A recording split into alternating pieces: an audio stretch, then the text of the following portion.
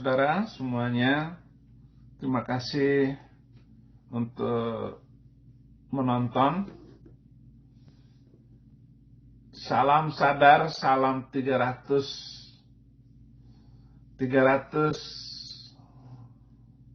versi dari kitab itu yang mengandung malapetaka. Hapus. Biarlah kita semua menjadi damai sejahtera. Saudaraku, yang akan saya ceritakan ini, saya sampaikan ini adalah karma dari 300 malapetaka itu. Ada seorang yang sudah berbintang, bintang napi yang masuk karena urusan perutnya, karena urusan kesombongan dan biasa tipu-tipu. Cinta uang akan menghasilkan malapetaka. Dan itu yang dialami oleh si Somat dan si Napo. Saudara, sebelum saya sampaikan video si jenderal itu, waktu saya menangani kasus MKC dan saya ditunjuk oleh keluarga itu untuk menjadi koordinator, maka segera 2 hari berturut-turut saya mencari pengacara yang tepat. Saya menguji beberapa kali, ketemu si ini, si itu, si ini, si itu, untuk menangani kasus MKC. Dapatlah Kamarudin Simanjuntak untuk menangani dan menjadi ketua dalam lawyer menangani kasus MKC. Tapi harus Anda tahu semua bahwa mafioso hukum di Indonesia ini sudah begitu berkeliaran sejak berpuluhan tahun. Susah sepertinya kita ini menangani mafia peradilan. Karena mereka bisa bekerja sama, penyidik, jaksa, hakim, dan pengacara.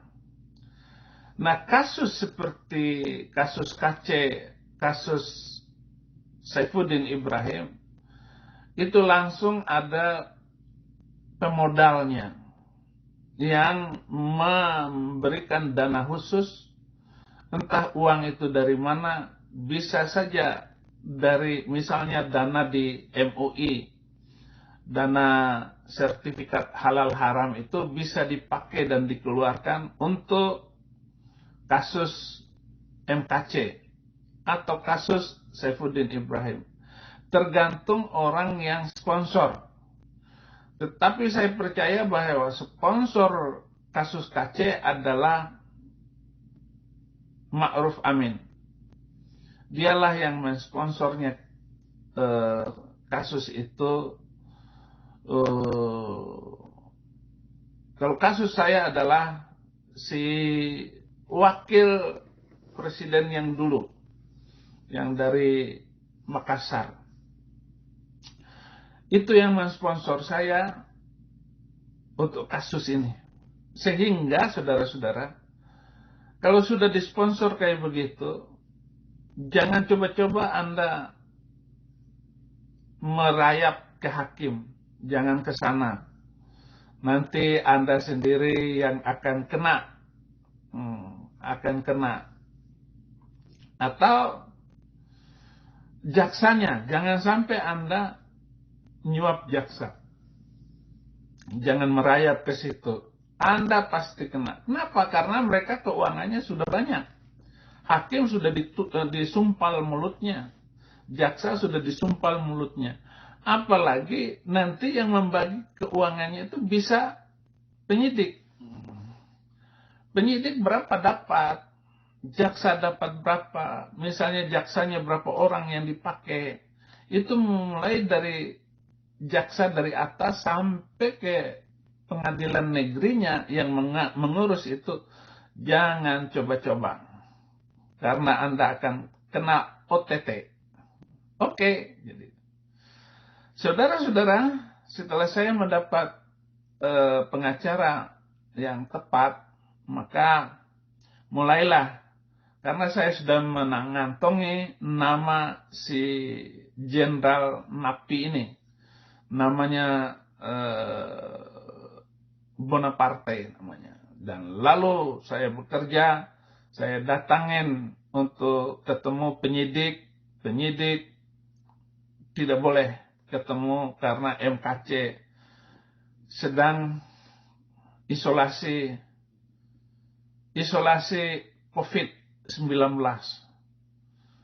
Masa nggak boleh ketemu? Saya mau lihat mukanya saja. Karena saya sudah tahu bahwa KC sudah disiksa. Tetapi penjaga-penjaga bilang, Pak, ini aturannya, nggak boleh. Saya ngamuk dong, saya marah-marah di situ. Tapi petugas tetap sopan menjawab ancaman-ancaman saya. Kalau begitu saya nanti lapor ke Kapolri. Ya maaf Pak, jangan ini, kata dia, kami hanya menjalankan tugas. Oke, siap.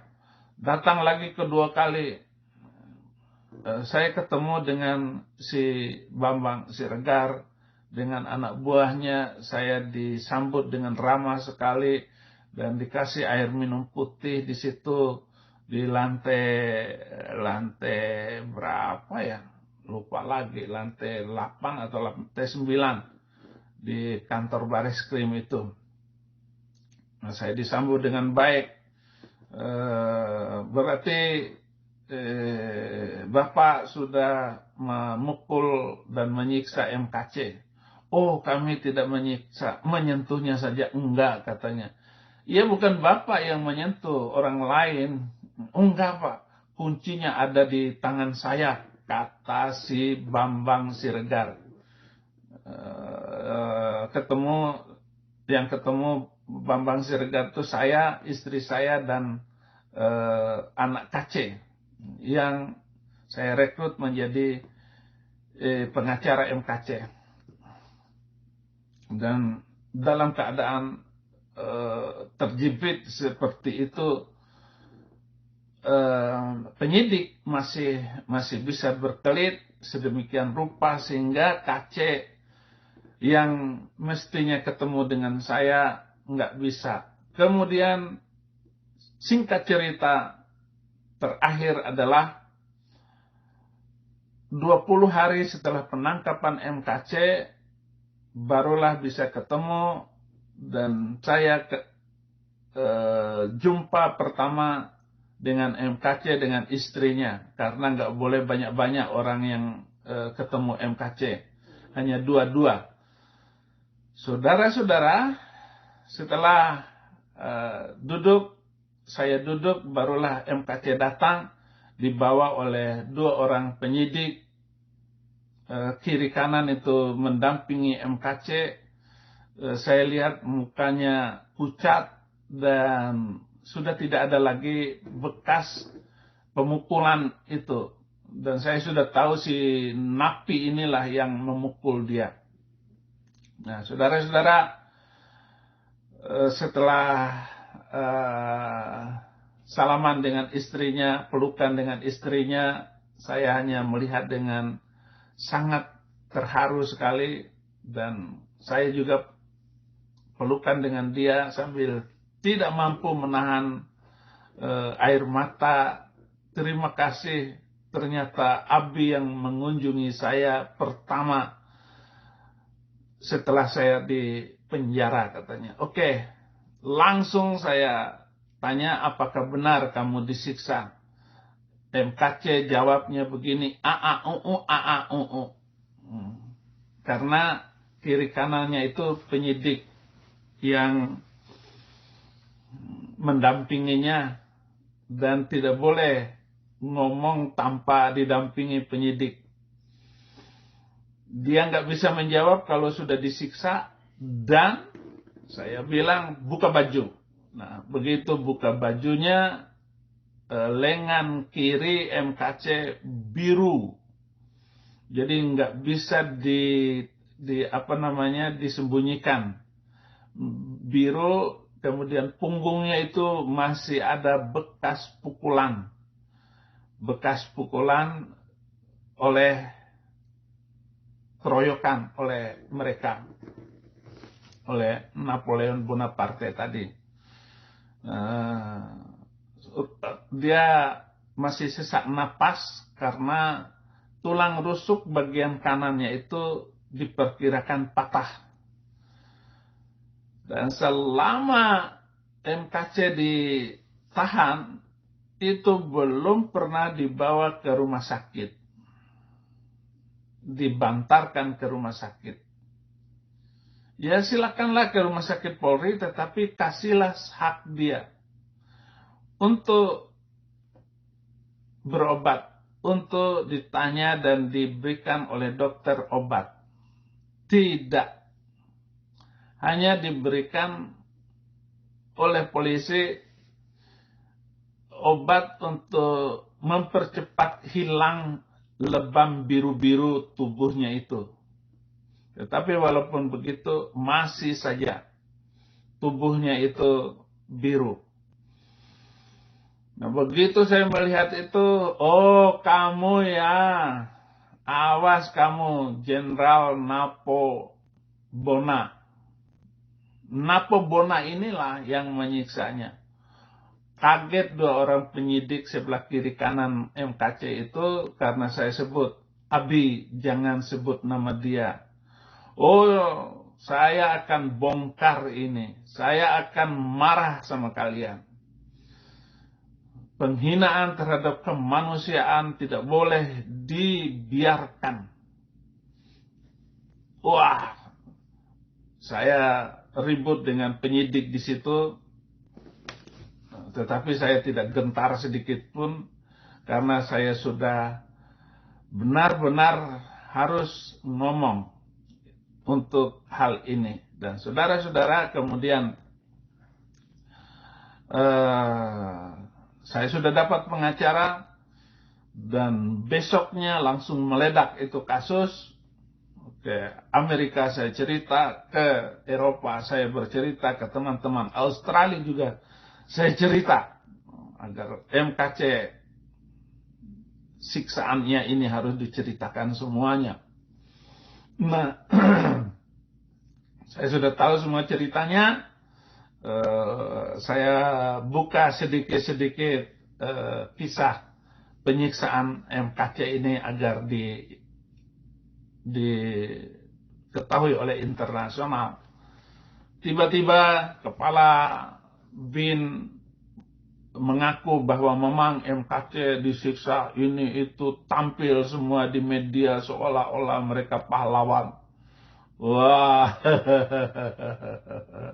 saya sudah merasa cukuplah untuk membongkar itu. Nah, lalu saya serahkan kepada pengacara untuk membuat segala sesuatu yang diperlukan, bagaimana MKC harus diselamatkan dari penjara, dipindahkan ke badan pelindung saksi dan tersangka, tetapi semuanya itu tidak bisa tembus. Kita mau ngomong apa saja, mau pindahin MKC, nggak bisa. Dia tetap minta dipindahkan ke Polda. Saya nggak mau, jangan mau. Masa nanti dibawa lagi ke Polda, di tempat pusat polisi saja kok disiksa. Ternyata kepala tahanan Bareskrim, dia membiarkan kamar MKC tidak terkunci, dan sel-sel tahanan lain tidak terkunci semuanya, sehingga mereka melakukan pengeroyokan massal kepada MKC. Jadi yang masuk ke ruang tahanan MKC itu ada 5 orang, yaitu jenderal itu, dan ada satu Maman Suryadi adalah kepala Laskar FPI. Si Maman inilah yang memegang KC dari belakang, kemudian yang lain mengeroyoknya. Pingsan dia mulai jam 1 malam sampai jam 2 pagi. Setelah siuman, dikeroyok lagi dan digebukin lagi, karena rencananya mereka mau mematikan MKC ini. Pokoknya dimatikan. Tetapi luar biasa, tubuh MKC itu walaupun digebukin enggak mati-mati. Dan itu mungkin saksi hidup. Bagaimana bersaksi dengan tubuhnya sendiri. Tetapi enggak mati-mati. Sampai jam 2 siuman, masih dipukul lagi, disiksa lagi. Kamu menghina agama saya. Kata Napoleon waktu itu yang didengar oleh MKC, bahwa kamu boleh menyiksa saya, menghina saya, tetapi jangan agama saya, nabi saya, Allah saya. Kamu akan menghadapi siapa saja. Itulah kata MKC, kata Napo kepada MKC. Sementara setelah itu mukanya dilumuri kotoran dan dipaksa untuk makan kotoran. Jadi tidak ada penghinaan nilai-nilai kemanusiaan seperti yang dilakukan oleh jenderal itu kepada MKC. Saudara-saudara, tetap dikirim surat pembantaran ke rumah sakit. Tidak juga dilakukan oleh polisi. Udah berapa surat yang dibuat oleh pengacara saya untuk membantarkan MKC. Sementara hampir tiap minggu, hampir setiap hari saya ataupun anaknya ataupun istrinya yang menjenguk KC, dan orang-orang yang lain tidak boleh masuk ketemu dengan MKC. Hanya pengacara saya dan keluarganya saja yang boleh ketemu waktu itu. Dan memang kejahatan luar biasa. Kejahatan yang luar biasa yang dilakukan oleh mereka terhadap MKC. Mengebirikan segala hak-hak asasi manusia. Yaitu hak-hak asasi daripada tahanan. Itu semuanya tidak dilakukan dengan baik oleh para penyidik ini. Ampun. KC saja begitu. Bagaimana kalau Saifuddin Ibrahim menyerahkan diri nanti? Adakah pengamanan? Apalagi si Napi Napo itu sudah mengancam saya. Silakan. Lalu dengan sombongnya dia mengancam-ancam. Karena memang pengikut khilafah ini, pengusung khilafah ini sudah menjadikan si Napo sebagai bintang mereka untuk menjaga marwah agamanya dalam penjara. Jadi mereka sudah pasti menyiapkan pengeroyokan khusus terhadap saya. Dan itu bagi saya sudah ngomong, sudah timbang-timbang dengan istri. Dan istri saya akan setia seperti semula. Saya juga dulu ditahan dan dipenjarakan. Dia akan sanggup dan siap menanti saya. Itulah kata istri saya yang membanggakan saya. Kalau nanti untuk kasus yang kedua ini saya menyerahkan diri. Karena saya sudah atur, sudah bicara dengan istri saya. Karena tinggal ya berapa bulan, 3 bulan lagi saya akan diusir dari negeri ini. Karena saya sudah kelewat waktu tinggal di negeri orang, maka pasti saya akan dideportasi. Dideportasi kemana? Pasti ke Indonesia lah, saudara.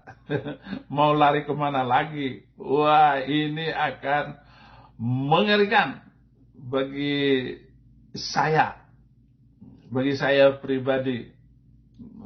Ini keadaan yang serba mengerikan.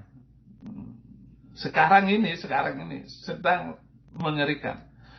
Tetapi walau bagaimanapun mengerikannya, saya sangat percaya dengan pertolongan Tuhan.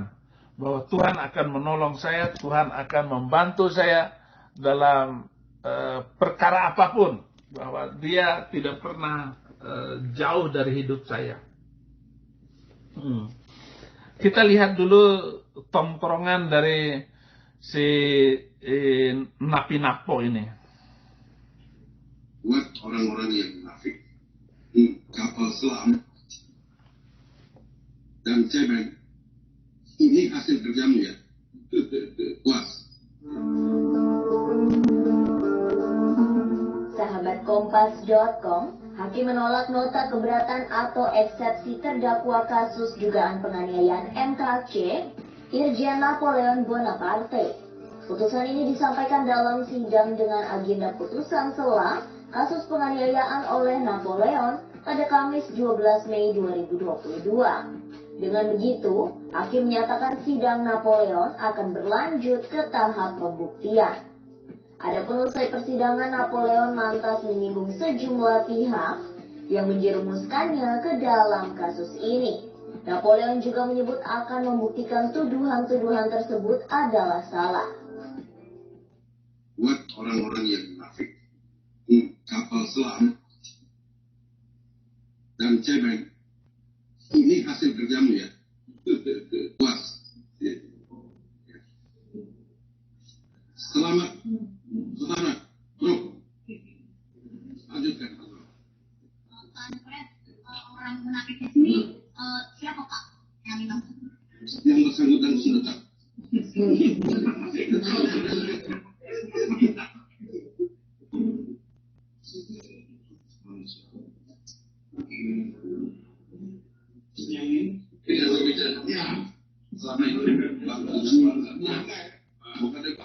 Sementara dalam persidangan selanjutnya, Hakim Ketua Jung Yanto meminta jaksa penuntut umum untuk menghadirkan saksi-saksi terkait.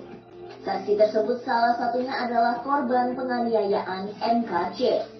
Adapun kasus ini bermula saat MKC ditetapkan sebagai tersangka kasus penistaan agama dan ditahan di rutan Bareskrim. Napoleon yang juga ditahan lantas disebut melakukan penganiayaan pada 27 Agustus 2021. Napoleon bersama 4 tahanan lainnya memukul dan melumuri tubuh MKC dengan kotoran.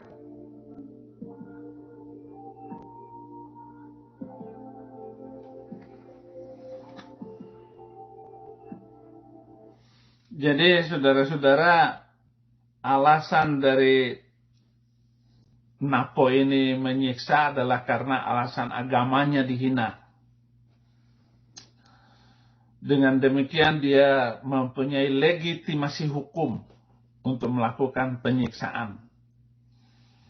Kalau menurut ayat yang 300 itu, jangankan menyiksa, menyelesaikan hidupnya juga adalah sebuah kewajiban bagi muslim untuk melakukan seperti itu. Jadi bersyukur saja KC, kamu tidak dihabisin. Karena ayat-ayat itu memang ayat-ayat yang mendatangkan malapetaka. Malapetaka bagi KC, malapetaka juga bagi dia ternyata sekarang ini. Makanya ayat yang mengandung malapetaka itu harus segera dihapus, di-skip. Jangan hanya menghina saya karena usulan saya ke Departemen Agama, ke Menteri Agama. Itu harus dijawab oleh Menteri Agama. Tetapi selama ini Menteri Agama memang bagus diam. Jangan ikut ngomong. Karena salah ngomong itu kena kayak Ade Armando itu. Untung saja Menteri Agama ini masih bijak dan tidak berani untuk melawan pernyataan saya. Siapa sih ulama yang bisa menjawab pernyataan saya kecuali dengan mengatakan gila, stres, kerasukan, harus pergi ke rumah sakit jiwa, harus orang kayak begitu nggak boleh masuk Indonesia lagi. Hanya itulah kata-katanya. Jadi ilmu harus balas ilmu, pemahaman harus dibahas dijalawan dengan pemahaman. Argumen harus dijawab dengan argumen. Mereka tidak bisa menjawabnya. Hanya dengan dasar munafik, dasar murtad dan sebagainya. Hanya itukah jawaban Anda? Tidak bisa menjawab. Jadi benar-benar ini malapetaka, saudara-saudara. Kalau saudara-saudara tidak segera untuk belajar kitab itu, jangan dihafal saja. Harus direnungkan pemahamannya. Ini kenapa ayat begini, kenapa ayat begini. Anda akan tahu akhirnya motivasi Bang Mamat mengangkat dirinya jadi nabi. Karena tidak ada nabi dari Arab. Semua nabi itu harus dari Bani Israel. Menurut pencipta langit dan bumi ini, nabi itu harus Bani Israel. Ataupun minimal darah dari sana. Kalau Bang Mamat itu kan nabi dari turunan Ma'el. Ma'el inilah yang dikatakan di dalam Kejadian 16 ayat 12 itu. Laki-laki yang lakunya seperti keledai liar. Nah, turunan dari Ismail itu menghasilkan bangsa Bang Mamat. Ngaco semuanya. Dia akan melawan tiap-tiap orang dan tiap-tiap orang akan melawan dia. Di tempat kediamannya, dia melawan saudara-saudaranya. Itulah kelakuan Bang Mamat. Bang Mamat ini yang melahirkan 300 ayat malapetaka. Dan diwariskan kepada kita semua hari ini. Dan bangsa-bangsa yang hidup di dalam penguasaan ayat-ayat Bang Mama itu kacau semuanya. Tidak ada yang beres, termasuk Indonesia. Oleh karena itu, siapapun yang mendengar kata-kata saya ini, maka tolong jangan sampai agama Bang Mamat menjadi agama yang menguasai Indonesia. Sangat berbahaya. Ini Napi Napo bilang bahwa dia banggakan dirinya, dia sudah diborgol dan dijerumuskan ke dalam kasus MKC. Penyiksaan ini bongkar kasus MKC. Ini orang nggak punya hati nurani. Katanya kenapa dia eksepsi dia bahwa dia menyiksa MKC ini untuk menahan agar napi-napi yang lain tidak menyiksa MKC. Biar saya saja yang menyiksanya. Udah selesai. Jadi dia melakukan tindakan preventif. Dia yang menyiksanya. Padahal dia sebenarnya ingin menyelesaikan hidup MKC. Tetapi malam hari itu MKC pingsan, babak belur, disiksa oleh 5 orang. 5 orang tahanan. Tetapi nama si Maman Suryadi tidak ada. Penyidik ini, penyidik yang melakukan BAP terhadap MKC sehingga nama Maman Suryaman tidak ada. Justru nama penjaga malam hari itu ada 2 orang polisi, 3 orang polisi yang masuk di dalam BAP-nya MKC. BAP kasus MKC yang disiksa itu.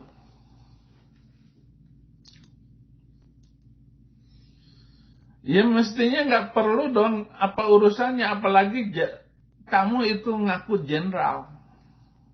Jenderal tapi mental kopral. Menyiksa MKC. Dia disable. Dia jalannya pincang. Jadi nggak perlu disiksa. Menyiksa orang yang disable, orang pincang, di Amerika ini bisa sampai 10 tahun tuntutannya. Menyiksanya saja. Apalagi itu keroyok, lebih tinggi lagi pengeroyokan. Mengajak orang lain untuk berbuat jahat. Padahal Al-Qur'annya itu tolong menolonglah kamu dalam berbuat kebaikan. Ini berbuat jahat. Bagaimana? Ya memang dasar, memang ajarannya banyak sekali yang jahat. Menikah dengan menantu. Itu. Dinikahin menantunya. Inikah Rasulmu? Napi napo. Inikah ajaran? Oh ya memang itulah ajarannya. Apa boleh buat ini semua? Dia bilang cemen, munafik katanya. Saya munafik.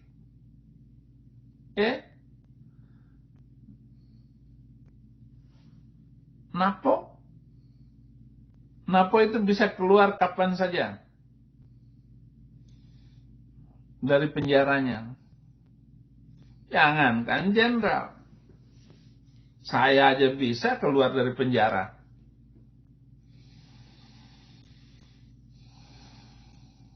Saya bisa keluar dari penjara. Saya sering keluar dari penjara. Teman-teman saya sering keluar dari penjara. Ya asal bisa itu sama petugas penjaranya. Penjara mana saja. Bahkan kalau kita bisa nyogok kepala penjara, kita dipindahkan ke penjara lain, lalu dipindah-pindahkan lagi, lama-lama kita bisa bebas. Itu sudah permainan penjara Indonesia. Itu sudah berpuluh-puluh tahun. Bisa masuk keluar dan bisa juga dikeluarkan oleh petugas penjara. Karena berkelakuan baik, karena alasan. Padahal sudah dapat makan duit. Itu kepala penjaranya. Asal si napi ini juga harus menjaga. Jangan sampai ketahuan. Jangan tampil dulu ke muka umum. Atau pindah kota supaya tidak ketahuan. Begitu permainan penjara. Nah, saudara-saudara, kaitannya dengan Somad yang ditolak imigrasi Singapura Dia mencak-mencak, dia marah-marah. Tidak ada satu orang pun yang bisa diajak ngomong. Ya kamu sendiri itu orang pengganas, mentalitas khilafah. Ke Singapura aja kamu sudah ditolak. Bagaimana masuk surga? Kamu nggak masuk surga, Somad. Kamu nyakitin hati perempuan. Istrimu kamu ceraikan. Kasihan anakmu itu. Kamu ceraikan lagi istri kedua. Sekarang istri ketiga. Nah, istri ketigamu ini harus mendampingi saja kamu kemana saja. Kamu nggak boleh pergi sendiri. Harus didampingi kamu itu. Somat. Supaya bagus, supaya baik. Kalau kamu menjadi ustadz. Tetapi dengan kamu diusir dari Singapura, ya karma kamu itu karena menipu banyak umat Islam, seolah-olah ajaran kamu itu adalah ajaran yang bagus, pasti mengacaukan semuanya, ajaran kacau-kacau semuanya, nggak ada yang benar ajaran kamu itu, hanya ngomong tentang sholat doang, mengamalkan 300 kali baca Fatihah setiap hari agar rezekimu mudah, agar jodoh gampang, hutang terbayar. Hanya itu aja yang kamu omongkan. Kamu tidak memikirkan bagaimana membangun bangsa. Untuk membangun bangsa itu tidak perlu hafal Al-Quran, nggak perlu. Kalau hafal Al-Quran, buang-buang waktu. Nggak ada imbas untuk kemajuan bangsa dengan menghafal kitab suci itu. Nggak ada gunanya. Nggak ada manfaat hafal Al-Quran dengan kemajuan bangsa. Tidak memiliki dampak yang bagus. Dampaknya adalah kemiskinan, kebodohan. Setelah itu kemiskinan dan kebodohan. Setelah itu ya miskin dan bodoh. Bagaimana kita bisa bersaing dengan bangsa-bangsa Singapura aja kita nggak bisa melawan. Singapura itu sudah punya 6 kapal selam. PKS katanya suruh minta maaf Singapurnya. Loh, yang ditahan cuma 1 orang. Banyak kok yang dideportasi dari Singapura. Yaitu orang-orang yang menakutkan Singapura. Yang tidak memberikan dampak positif. Apalagi di Amerika, kamu hina orang Amerika, habis kamu, nggak bisa masuk, diusir dari Amerika. Coba saja si Tongos itu datang ke Amerika. Kalau enggak, kamu bukan dideportasi, ikat kakimu, lempar ke laut. Nah, itu baru cocok si Somad ini. Hanya pandai ngoceh doang, tanpa memahami undang-undang aturan kemanusiaan. Girilan Somad yang menghina salib nggak ditangkap sama polisi. Jangan-jangan si Napo ini waktu itu. Ya, Di dunia sudah ditolak hidupmu. Di akhirat, karena ejekan-ejekanmu itu, ya masuk neraka juga loh. Sama dengan Adi Hidayat tuh, masuk neraka. Nipu terus. Itu nggak boleh. Nggak boleh seperti itu. Bagaimana agar nanti Anda semua itu, ya, Gus Baha,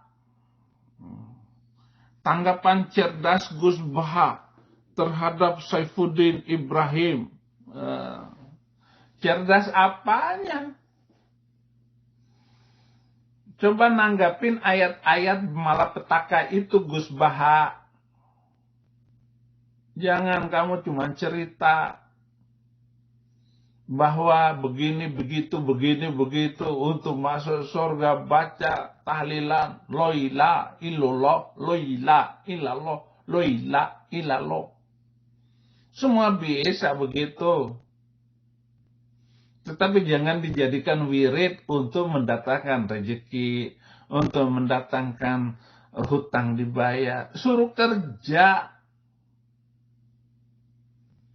Suruh kerja, maka orang itu akan menghasilkan uang, bukan menghasilkan gigi tongos. Somat, coba. Berani nggak kamu ungkap ayat-ayat malapetaka itu? Ayat-ayat yang penuh dengan air mata. Ya, saya kalau baca kitab itu, Al-Quran itu, nangis saya. Ya nangis karena mengandung malapetaka. Bukan menangis karena apa-apa. Itu bukan dari Tuhan. Itu karangan Muhammad. Nah, itu nggak perlu belajar, nggak perlu sarjana untuk mengeluarkan kata-kata itu. Kalau sekedar mengatakan matikanlah orang di mana saja kamu jumpai mereka karena mereka sudah mengusir kamu, sebab mereka telah mengusir kamu dari tempat di mana kamu berasal. Saya juga bisa. Itu ayat baru yang sudah saya omongin dalam bahasa Indonesia. Saya bisa dong, berdasarkan bahasa Indonesia yang fasih dan bagus. Saya sudah menulis 4 buku menyaingi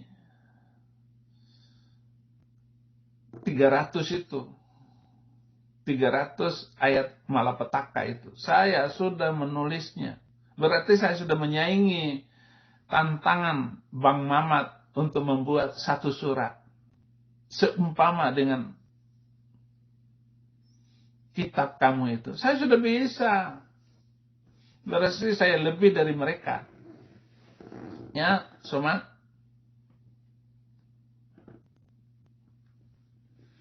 Bagaimana supaya Somat ini?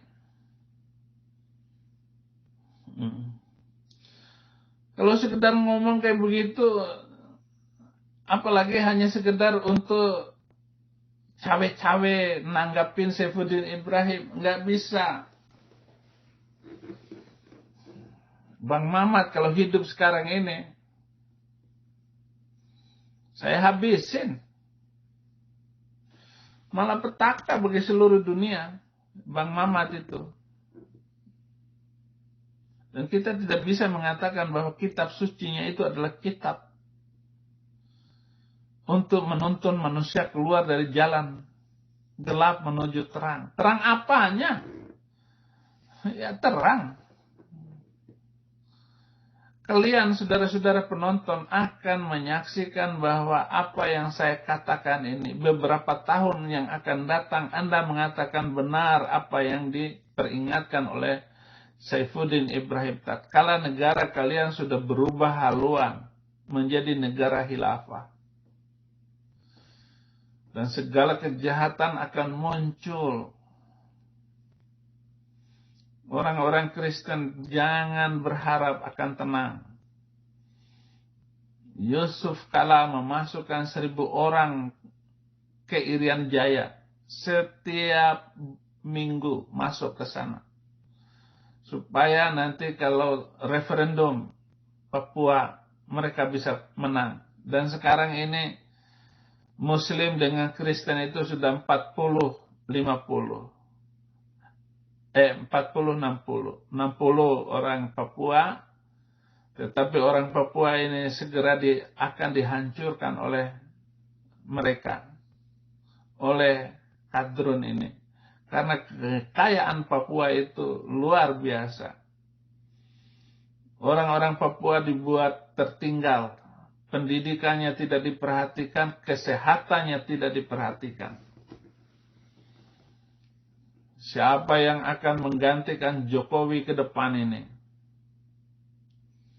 Atau saya tetap dukung Jokowi untuk di periode ketiga. Jangan sampai pemilu hanya itu-itu saja, ribut itu-itu saja, hasilnya nggak ada perubahan. Tetapi ketika di tangan Jokowi, perubahan signifikan di mana-mana.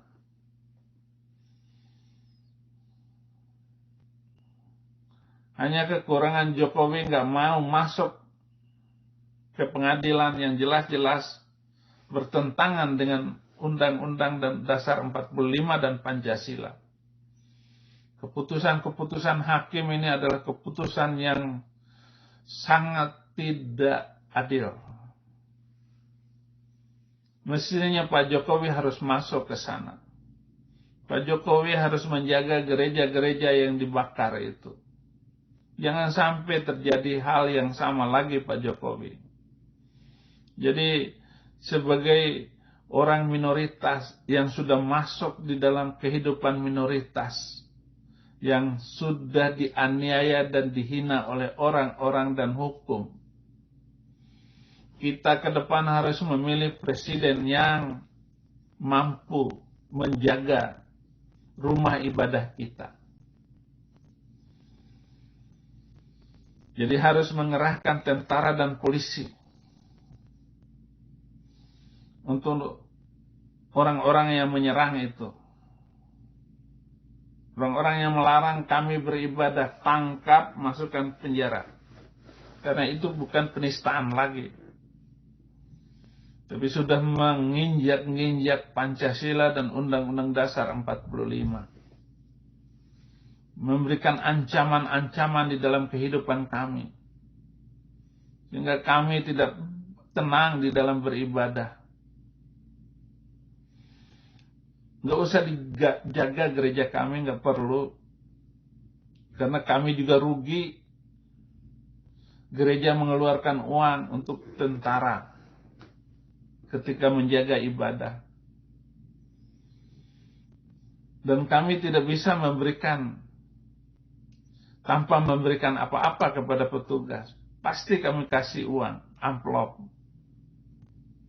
Berarti itu akan mempersulit lagi kehidupan kami di dalam beragama, di dalam beribadah.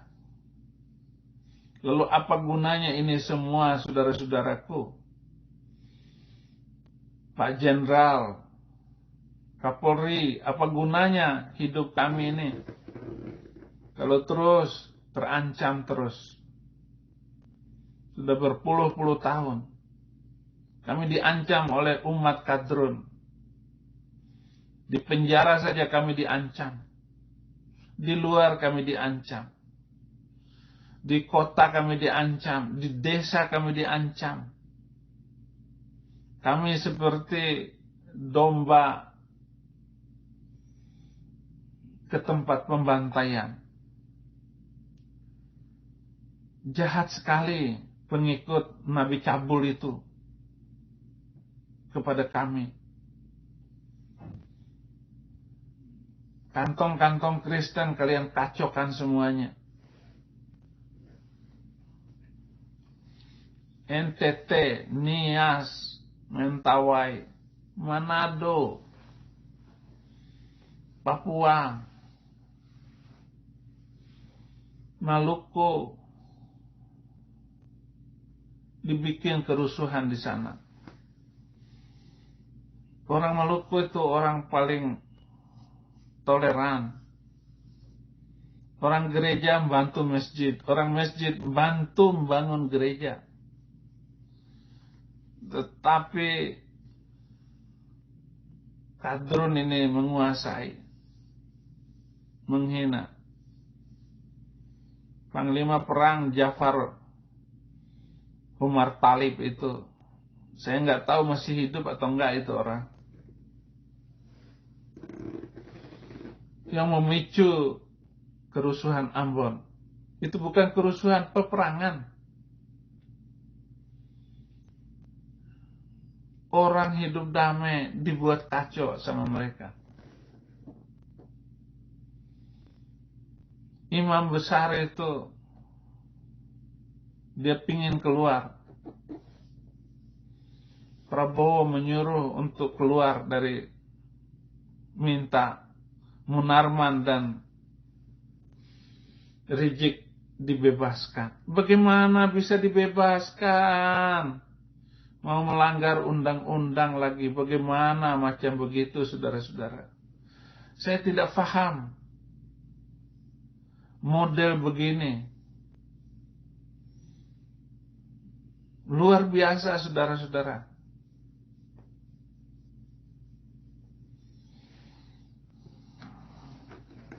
Apa mau dibawa ke dunia internasional kasus MKC ini agar saya serang dari luar?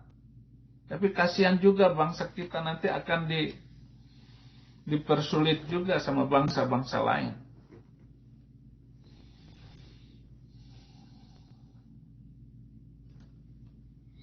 Jadi jangan begitu.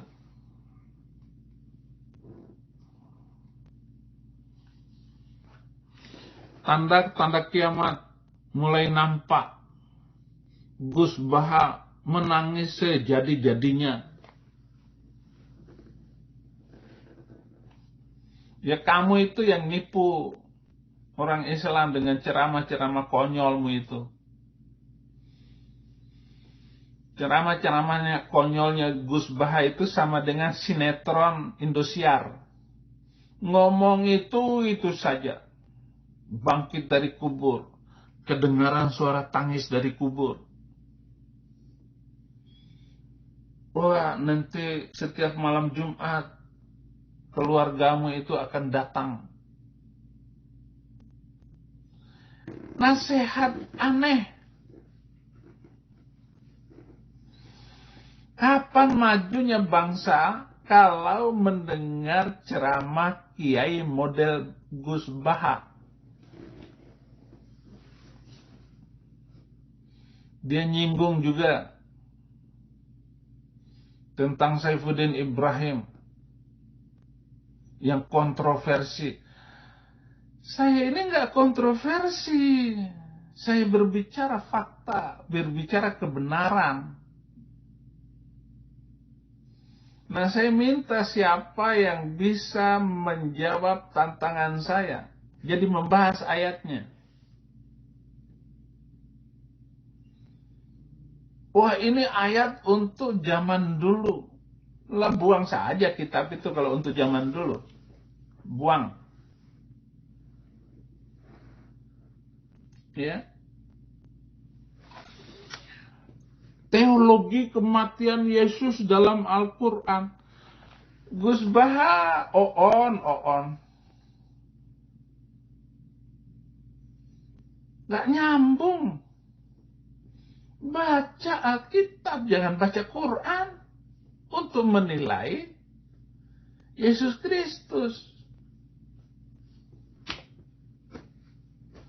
Nggak nyambung Gus Baha. Nggak nyambung kamu.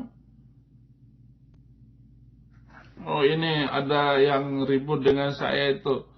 Ampuni saya, Tuhan Yesus. Maafkan saya, Pak Saifuddin dan Ibu Ayu. Ini ada pendeta Gelo. Menantunya diusir, anak cucunya diusir ke Manado.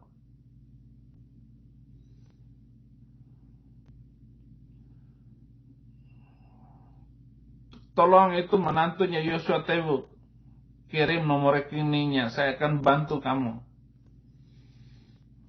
Jahat sekali ini, ibu mertuamu itu memang jahat. Ini ada nih, Habib Kribo, dia bilang pendeta gadungan. Lu itu yang Habib gadungan.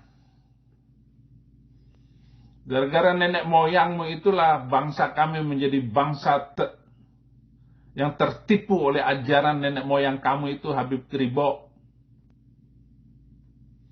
Kamu bisa baca Quran gak, Habib Kribo?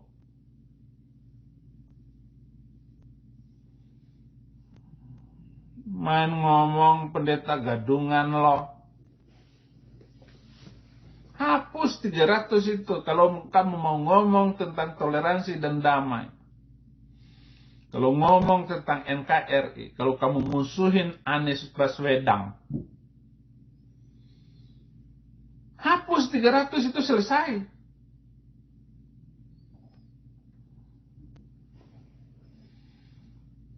Perbaiki kurikulum pesantren.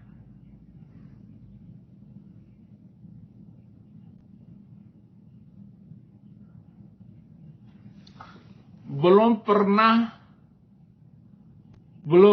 pernah dijelaskan Yesus Kristus bukan Tuhan. Lalu siapa Yesus?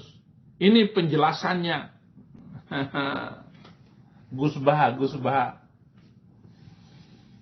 Otak kamu gak nyambung untuk menjelaskan teologi Yesus Kristus. Kamu harus baca berulang-ulang Alkitab. Jangan dari Al-Quran. Al-Quran itu kitab manusia munafik.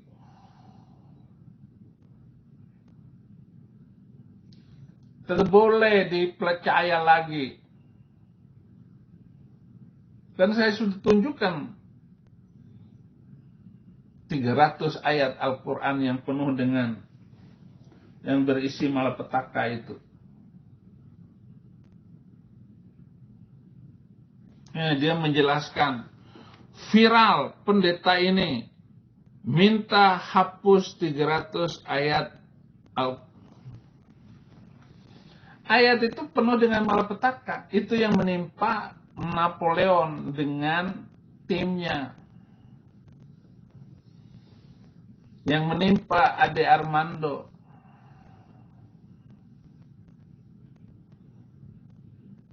yang menimpa siapa saja, yang menimpa orang yang mengikutinya. Tidak diikuti, ditimpa ayat itu, mengikuti, ditimpa juga sama ayat itu, malapetakanya.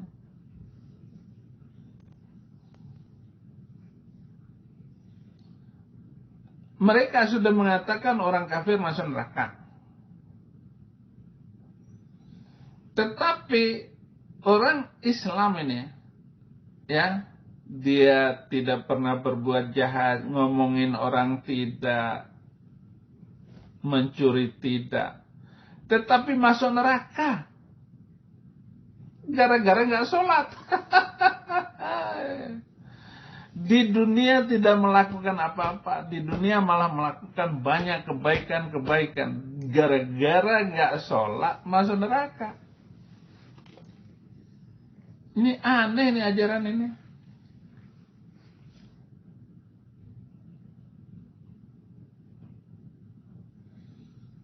Ya. Jahat sekali itu ajaran. Makanya saya tinggalkan. Saya tinggalkan berdasarkan logika Ade Armando juga. Logika saya waras. Saudara-saudaraku, kiranya saudara memahami apa yang saya katakan ini. Jadi antara Napo dengan Somad itu dua bersahabat, dua sahabat karib yang luar biasa. Demikian siaran saya malam hari ini. Saya berusaha besok pagi saya akan khutbah. Atau mungkin nanti siang saya khutbah. Selingan. Terima kasih saudaraku untuk perhatianmu. Kita saling berdoa dan saya saling berdoa untuk saudara-saudara semua agar Indonesia kita menjadi Indonesia yang damai, toleran, dan dijaga oleh Tuhan. Dalam nama Yesus Kristus, haleluya, amin.